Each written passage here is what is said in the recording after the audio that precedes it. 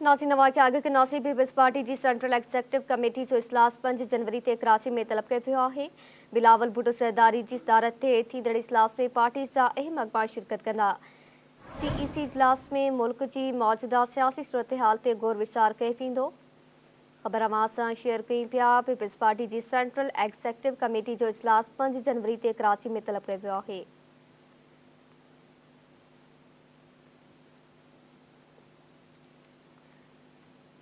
ख़बर अवां सां शेयर कयूं पिया। बिलावल भुट्टो सरदारी की सदारत ते थींदड़ इजलास में पार्टी जा अहम अॻवान शिरकत कंदा। अवां खे आगाह कयूं पिया इजलास में मुल्क की मौजूदा सियासी सूरत हाल ते गौर विचार कयो वेंदो। ब्रेकिंग न्यूज़ अवां सां शेयर कयूं पिया। पीपल्स पार्टी की सेंट्रल एग्जीक्यूटिव कमेटी जो इजलास 5 जनवरी ते तलब कयो पियो आहे। बिलावल भुट्टो सरदारी की सदारत ते थींदड़ इजलास में पार्टी जा अहम अॻवान शिरकत कंदा। अवां खे आगाह कयूं पिया त इजलास में मुल्क की मौजूदा सियासी सूरत हाल ते गौर विचार कयो वेंदो। ख़बर अवां सां शेयर कयूं पिया। पीपल्स पार्टी की सेंट्रल एग्जीक्यूटिव कमेटी जो इजलास 5 जनवरी ते तलब कयो वियो आहे। बिलावल भुट्टो सरदारी की सदारत ते थींदड़ इजलास में पार्टी जा अहम अॻवान शिरकत कंदा। इजलास में मुल्क की मौजूदा सियासी सूरत हाल ते गौर विचार कयो वेंदो। अवां खे आगाह कयूं पिया। पीपल्स पार्टी की सेंट्रल एग्जीक्यूटिव कमेटी जो इजलास 5 जनवरी ते कराची में तलब कयो पियो आहे।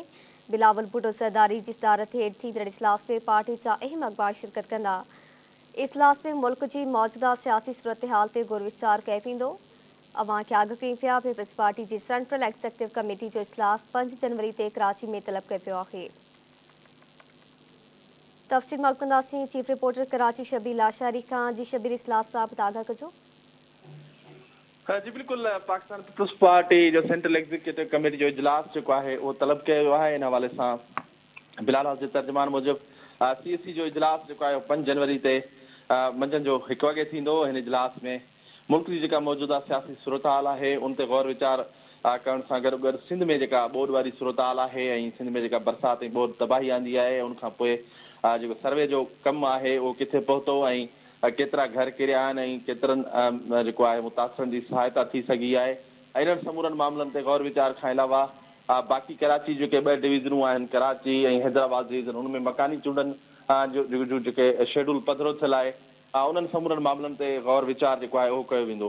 हिकु दफ़ो ॿीहर असां पंहिंजे नाज़रीन खे ॿुधायूं त पाकिस्तान पीपल्स पार्टी तरफ़ां सेंट्रल एग्जीक्यूटिव कमेटी जो इजलास 5 जनवरी ते मंझंदि जो 1 वगे बिलावल हाउस कराची में सॾायो वियो आहे। इन इजलास में Pakistan Peoples Party central executive committee जा मेंबर ऐं सीनियर अॻवान जेके उहे शिरकत कंदा। इजलास में पॉलिटिकल जेका ही सियासी सूरत हाल आहे मुल्क में ऐं मुल्क जी जेका मुआशी सूरत हाल आहे उन सां गॾु गॾु परॾेही वज़ीर बिलावल भुट्टो ज़रदारी जेके मुख़्तलिफ़ मुल्कनि जा दौरा करे मुल्की मईशत खे पंहिंजे पेरनि ते बीहारण ऐं पाकिस्तान जा बिरादर मुल्कनि सां लाॻापा बहितर करण वारा जेके क़दम खया आहिनि उन जेके कोशिशूं वरितियूं आहिनि उन्हनि बाबति बि पंहिंजी पार्टी खे आगाह कंदो ऐं उन सां गॾोगॾु मुल्क जी जेका सियासी सूरत हाल आहे ख़ासि तौर ते जेको सिनेरो ठहियो आहे उन ते बि गौर विचार करण सां गॾु अहम फ़ैसिला जेके आहिनि उहे कया वेंदा आहिनि। उनखां अलावा सिंध में जेका ॿोॾ ऐं बरसाति तबाही आंदी आहे उन ते बि तफ़सीली गौर विचार कयो वेंदो ऐं उनमें जेका सहायता कई वई आहे सिंध सरकार पारां उनजो बि जाइज़ो वरितो वेंदो ऐं उनखां अलावा जेके मकानी चूंडूं रिथियल आहिनि जनवरी महीने में कराची ऐं हैदराबाद डिवीज़न में उन्हनि ते बि गौर विचार करण सां गॾोगॾु अहम फ़ैसिला कया वेंदा। जी महिरबानी शबीर आगाह करण लाइ।